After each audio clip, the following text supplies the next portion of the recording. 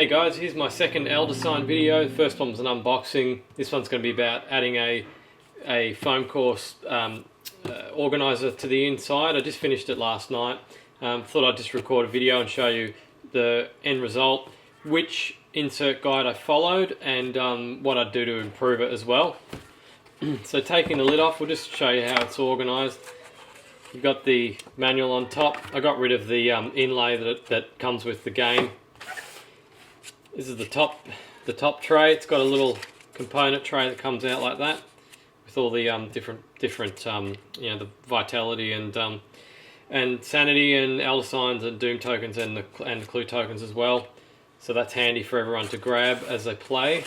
And then this is sort of the one-off area, things that you don't usually use that much of. Obviously you use the monsters a bit. There's another row here for expansions if you want to add more monster tokens in there. The dice are up the end, which can fit the two, the Cursed and Blessed dices as well, if you want to add that too.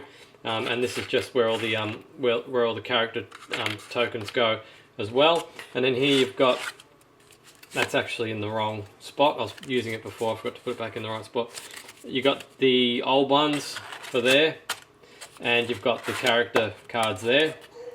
So we take this tray out, and then on the bottom we've got the clock. This is a little bit different to the guide that I followed. I'll get into that in a moment. There's the entrance card. That's just some marketing stuff that came with it. And both of those are just marketing things that came with it, so you don't necessarily need to add those.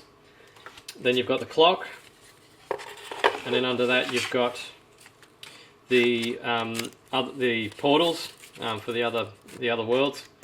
And you've got the adventure cards, and then you've just got all the item cards and the mythos cards down there as well. So the first thing I'd do to improve this would actually make this height of the bottom tray a little bit higher. The reason is because if you want to use this for another game, or you want to add Gates of Arkham, this adventure tray, you might be able to see, is already pretty much full. If I put more on top of that, they're just going to slide around everywhere. A way to get around that would be maybe to use a combination of both trays and put the adventure cards and the portal cards, so adventure cards in one and portal cards in the other, or location cards, whatever they're called, these ones. Yeah, so you could transport that there and those there, because they're much deeper. So you could also get around that, obviously, with just adding a bit of extra height to that. Kind of worked out good in one way, because this token tray is so deep, because this top tray is deep, the little token tray is so deep, there's tons of room. I didn't even need the sixth component tray, compartment, didn't need it because they all fit in the other ones. But then you have the problem, and you get deep compartments up here, but this is a little bit too low. So the height of that, I'll grab a ruler.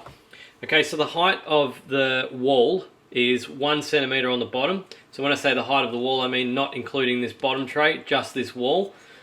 And the height of the wall on this one is 24 millimeters. So you've got 10 millimeters and 24 millimeters. So you can adjust those to how you see fit.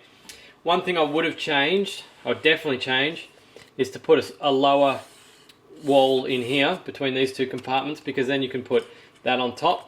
Something I neglected to do, and I'm not really keen on hacking this down to get the clock in. It fits down the bottom, it's no big deal. Just put it like that, like I had it before.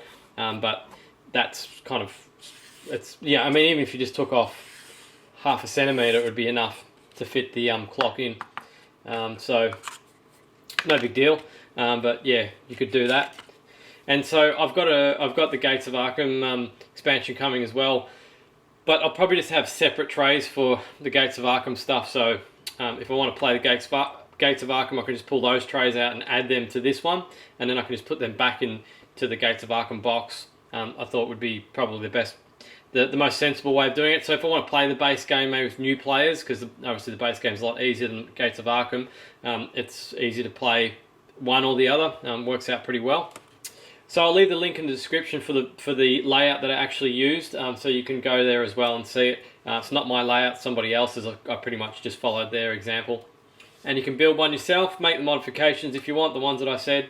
Yeah, I should mention too, this these dice up the top here, the little dice compartment up there, I pretty much just made that to fit 10 dice because there's no extra dice with Gates of Arkham.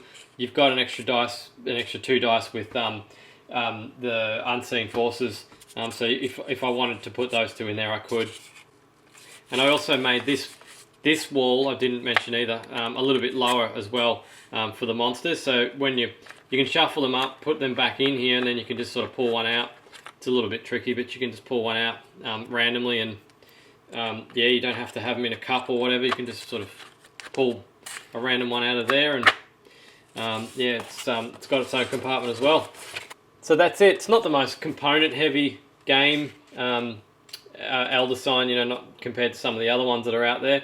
But I think it's nice to have, you know, everything fits in so well, and you know, when you want to play a game, you just pull the trays out and you're ready to go, as opposed to, you know, rifling through all these Ziploc bags and unpacking everything and sorting everything. You just pull the trays out and you're pretty much ready to go.